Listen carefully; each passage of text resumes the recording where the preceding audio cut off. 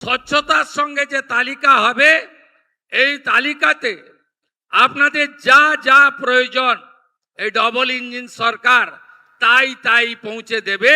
যেখানে দুর্নীতি থাকবে না, মধ্যস্বত্বভোগী থাকবে না, আপনারা প্রতারিত হবেন না। এক জানলাতেই সব মুশকিল আসান। সাধারণ মানুষের কাছে সরকারি প্রকল্পের সুবিধা সরাসরি পৌঁছে দিতে সোমবার থেকে রাজ্য জুড়ে শুরু হলো জনকল্যাণ শিবির কর্মসূচি। পশ্চিমবঙ্গের নতুন বিজেপি সরকার গঠন হওয়ার পর এই প্রথমবার রাজ্যের প্রতিটি ব্লকে এই ধরনের শিবিরের আয়োজন করা হয়েছে। তৃণমূল জমানার দুয়ারে সরকার প্রকল্পের ধাঁচেই এবার ব্লক স্তরে বিশেষ শিবিরের আয়োজন করেছে শুভেন্দু অধিকারীর নেতৃত্বাধীন বিজেপি সরকার। রাজ্যের সাধারণ মানুষের কাছে কেন্দ্রীয় রাজ্য সরকারের বিভিন্ন সামাজিক ও কল্যাণমুখী প্রকল্পের সুবিধা আরও দ্রুত স্বচ্ছভাবে পৌঁছে দিতে নজিরবিহীন পদক্ষেপ শুভেন্দু অধিকারী সরকারের। সোম, মঙ্গল ও বুধ এই 3 দিন ধরে ব্লকে ব্লকে চলবে এই বিশেষ প্রশাসনিক অভিযান। সপ্তাহের প্রথম দিনেই নিজের নির্বাচনী কেন্দ্র নন্দীগ্রামেরই একটি জনকল্যাণ শিবিরে সশরীরে উপস্থিত হন মুখ্যমন্ত্রী শুভেন্দু অধিকারী। 15, 16, 17 আমাদের রাজ্যের আজকে প্রায় 1100-র কাছাকাছি স্থানে জনকল্যাণ শিবির হচ্ছে। এই জনকল্যাণ শিবিরে কেন্দ্রীয় এবং রাজ্য সরকারের 54টি গুরুত্বপূর্ণ স্কিম, যার সরাসরি কল্যাণ বা সুযোগ আমাদের এই রাজ্যের মানুষজন পাবেন। তাদের অত্যন্ত স্বচ্ছতার সঙ্গে এখানে আধিকারিক কর্মচারীরা আপনাদের সহযোগিতা করে নাম নথিভুক্তকরণ করবেন আধুনিক ব্যবস্থাপনার মধ্য দিয়ে।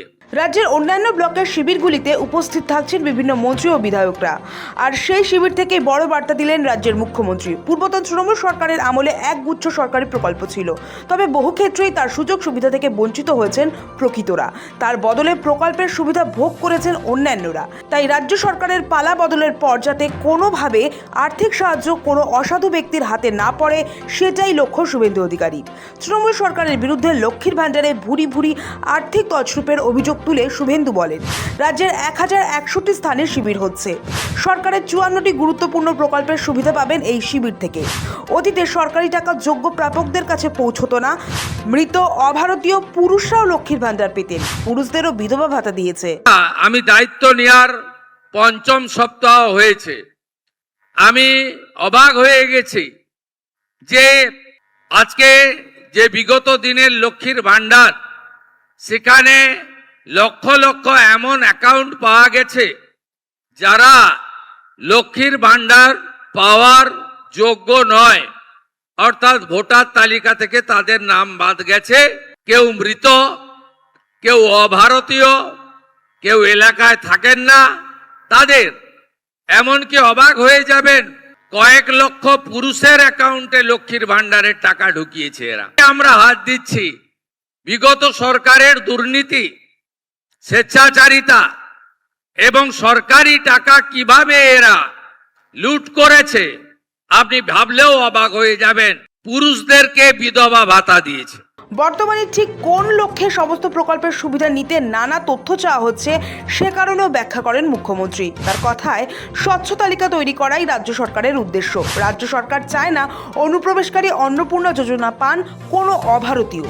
তার লক্ষ্য, সামাজিক প্রকল্পের সুবিধা পেতে কোথাও কোনো মধ্যস্বত্বভোগী থাকবে না, প্রকৃত মানুষ সামাজিক প্রকল্পের সুযোগ পাক। আমরা চাইব একটি স্বচ্ছ তালিকা তৈরি হোক, যে তালিকার মধ্য দিয়ে আমাদের সমাজ কল্যাণে, সমাজের উন্নয়নে, অর্থনৈতিকভাবে পিছিয়ে পড়া লোক, গ্রামে থাকা মানুষ, সেই প্রান্তিক মানুষগুলো যাতে যথাযথ কেন্দ্র এবং রাজ্য সরকারের সুযোগগুলো পান। আশা করব জনগণ চান প্রকৃত মানুষের হাতে অর্থ আসুক, সামাজিক প্রকল্পের সুযোগ তারা পান। আপনারা চাইবেন না যে বাংলাদেশ থেকে আসা অবৈধ অনুপ্রবেশকারী তিনি অন্নপূর্ণা যোজনা পান, বার্ধক্য বিধবা ভাতা পান। আপনি চাইবেন না যারা ভ্যাকসিনেশন করে না নিজের বাচ্চাদের, বলে ভ্যাকসিনেশন করলে নাকি জন্ম নিয়ন্ত্রণ হয়ে যায়, তারা কেন সরকারি সুযোগ সুবিধা পাবে? স্বচ্ছতার সঙ্গে যে তালিকা হবে, এই তালিকাতে আপনাদের যা যা প্রয়োজন এই ডবল ইঞ্জিন সরকার তাই পৌঁছে দেবে। যেখানে দুর্নীতি থাকবে না, মধ্যস্বত্ব ভোগী থাকবে না, আপনারা প্রতারিত হবেন না, আপনারা একজন এই রাজ্যের নাগরিক হিসেবে আপনার অধিকার আপনি পাবেন। এক ছাতার তলায় 55 রকমের পরিষেবা। এই 3 দিনের বিশেষ কর্মসূচিতে সাধারণ মানুষ একই ছাদের তলায় প্রায় 55 ধরনের সরকারি সুযোগ সুবিধা ও নাগরিক পরিষেবা পাচ্ছেন। কেন্দ্র ও রাজ্য উভয় সরকারের চলমান প্রকল্পগুলির ফর্ম তোলা এবং তা নিখুঁতভাবে জমা দেওয়ার ক্ষেত্রে সাধারণ মানুষকে সরাসরি সাহায্য করছেন প্রশাসনিক আধিকারিকরা।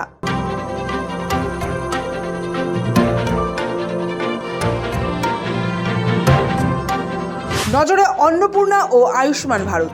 নির্বাচনী ইস্তেহারে দেওয়া প্রতিশ্রুতি মেনে রাজ্যে নতুন চালু হওয়া অন্নপূর্ণা যোজনা এবং আয়ুষ্মান ভারত প্রকল্প নিয়ে সাধারণ মানুষের মধ্যে উৎসাহ এখন তুঙ্গে। এই দুই প্রকল্পের আবেদনপত্র পূরণ ও জমা নেওয়ার জন্য প্রতিটি শিবিরে বিশেষ কাউন্টারের ব্যবস্থা করা হয়েছে। শিবিরে কি কি সুবিধা মিলবে?